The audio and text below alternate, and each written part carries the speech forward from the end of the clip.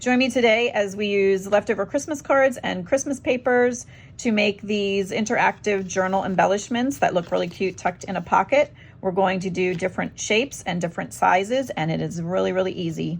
I'm Gigi from Hickory Art Co. Let's get started. Here we are at my messy desk. The first thing I wanted to do is just go over some of the supplies that you might want to have on hand if you want to try this. I would mass make them. I have a stack of Christmas cards. Some were given to me, some were just some that I had picked up at the dollar store, or just I have a box of just different cards that I had used over the years, but maybe never sent all of them. You can also, right after Christmas, usually find them on sale at a really good discount if you wanted to just pick up some specifically for this. You can also, if you don't have the Christmas cards, you can just have any scraps from any paper pads or anything that you may have used at Christmas. Even a heavier wrapping paper would work for this as well. Then the other thing I have is, of course, scissors and my glue stick. I use the Tombow Mono glue stick. And then I have a punch. You would not need a punch. The hearts, I did not have a punch. I just cut those out with the scissors. And then I also have this scalloped edge square punch also. This is a circle. What diameter is this? This is a 2-inch circle punch, but these can be made in any shape or any size. You could even make larger ones to go in a bigger pocket. So other than the pattern paper and the cards, I also punched out a couple shapes and cut out a heart from some coffee dyed paper, just because some of them I'm going to put a blank one that would be available for a little bit of writing space. Okay, these are super simple. Let's just get started, and I will make one of each shape, and then maybe we'll make a larger one at the end. The only other thing you might need is like a scraper or an old credit card, or even like a butter knife would work. So the first thing you do is you need 4 shapes for each one of these. So we'll just start with these 4. You're going to fold them so that the part that you want to be seen, I'm putting on the inside. The hearts are kind of hard to fold, especially if you cut them yourself and they're not like perfectly matching all of them.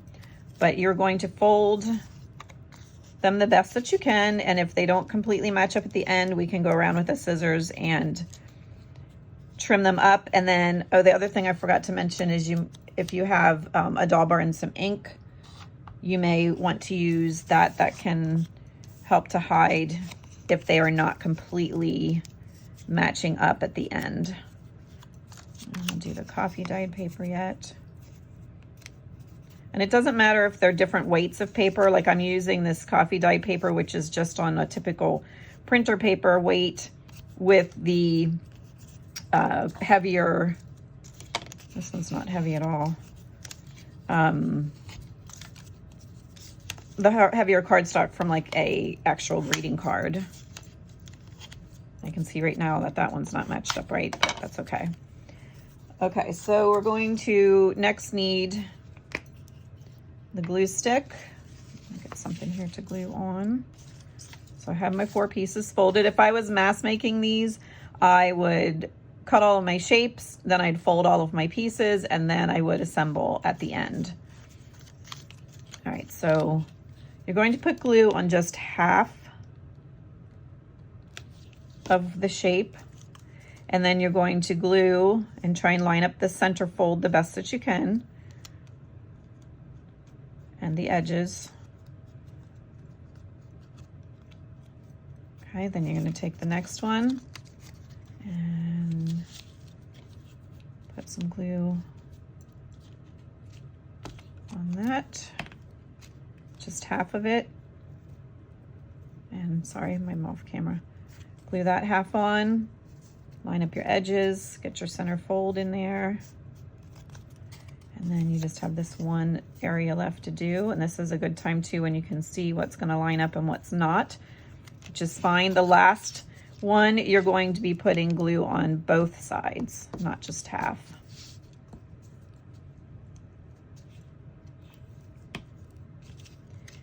And get that lined up in there.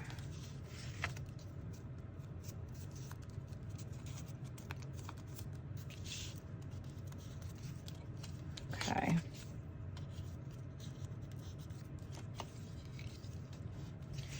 And then I just like to just gently go around and see, that one's really off right there, but we can go around and trim with our scissors.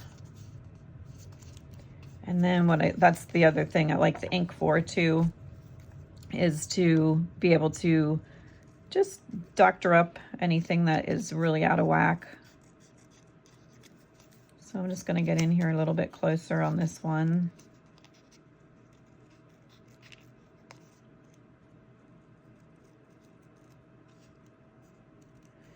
And out of all the shapes, the hearts are the hardest to keep lined up, especially if you're cutting them yourself. If these were punched out, they would probably line up much, much better. Okay. So now is the point where I'm going to ink around the edges. And that just hides where those have come together. And anywhere that maybe there's a little edge showing that you would rather wasn't so obvious. And you wouldn't have to use the what am I using? Vintage Photo. You could pick up one of the colors, like this one has some blues and greens. You could use an ink that's one of those colors and go around as also. So there we have one done. Let's do a circle one. And you'll see how these are a little bit easier. And let's see, I think I might use a card here and punch this wreath out. Again, if you don't have the punches, you can do them by hand. What I would do is use a piece of cardstock and make myself a nice template and then just lay it down on my cards and my paper and trace around them. And I would even, if it's a thin enough piece, you could cut through 2 or 3 layers at a time and speed it up a little bit. Okay, so we're gonna choose 4 of these. All right, let's do these 4. Okay, so I'm gonna get them folded again in half, keeping the side that is going to show inside of my fold. You want to be looking at the part where you're going to be gluing. And the thicker the cardstock, the little more harder it is to fold. Now I have 4 folded pieces. Get my glue paper back out. And which way does this go?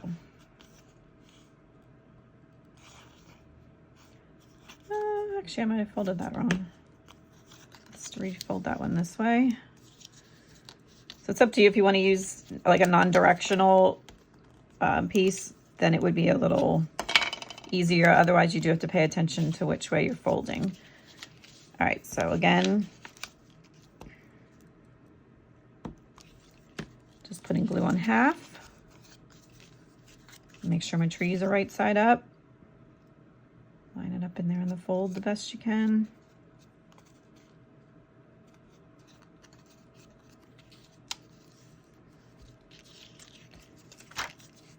And this one too is directional, so I want to watch that. Putting glue on half.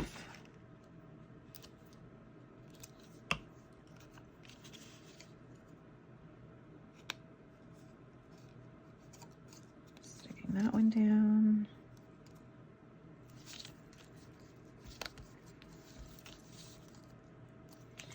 And then the last piece, you're putting glue on the whole thing.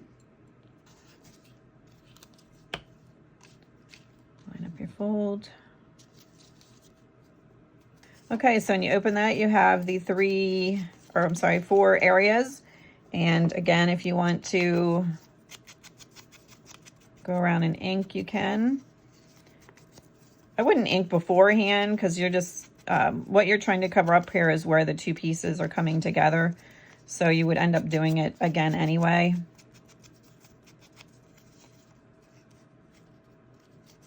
Okay, so we have another one finished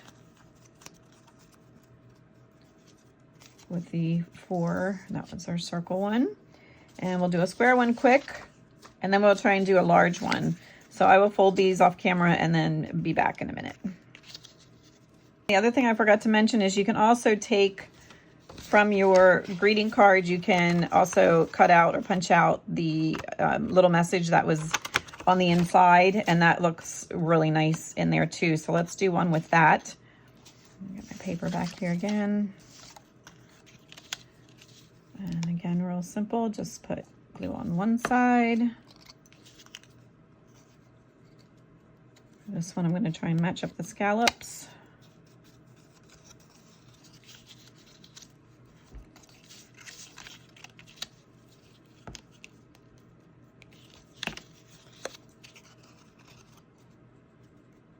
Oops.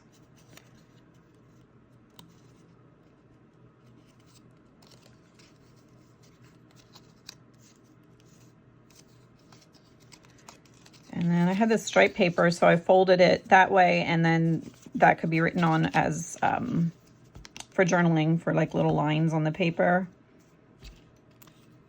So these are just nice to just tuck away. Just a little interactive part of the journal where people can write things that are just kind of hidden and tucked away in their journal. And we'll go around the edges on this one yet. That one looks really cute. Get all of it. Okay, so we have this one that's done. Looks like that from the top. Okay, so let me clean some of this out of the way. I'm going to get some bigger pieces, and let's try one that's a little bit larger. I decided to go with a 3x3 square. I just cut it out, and then I took my corner rounder and rounded the edges. You would not have to do that. You could leave it as is, or you could do it by hand. All right, so I cut another piece off of this card. So that original card that we used and got the wreath off the door, I ended up that this is all I have left of it. And this is really pretty here. That could probably still be used for something. So I'm going to go ahead and glue these together the way that we did the smaller ones, and I will show you what it looks like. Here it is all put together with the 4 pieces.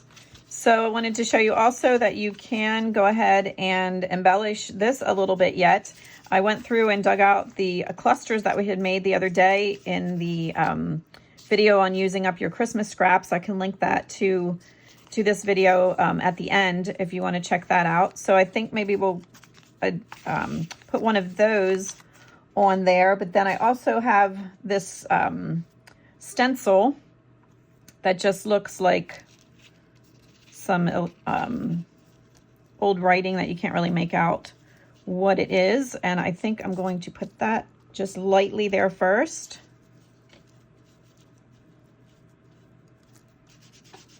Sorry if I'm shaking the camera. I don't want it too dark because I want to, if people still want to be able to write there. Yeah, that looks kind of cool. All right. So then we'll take one of these and put it down there. This is what it looks like so far. And then I have this little piece. I think we'll put that there. I'm just gonna tear that a little bit so it fits, but it really doesn't matter if it would stick out over the edge.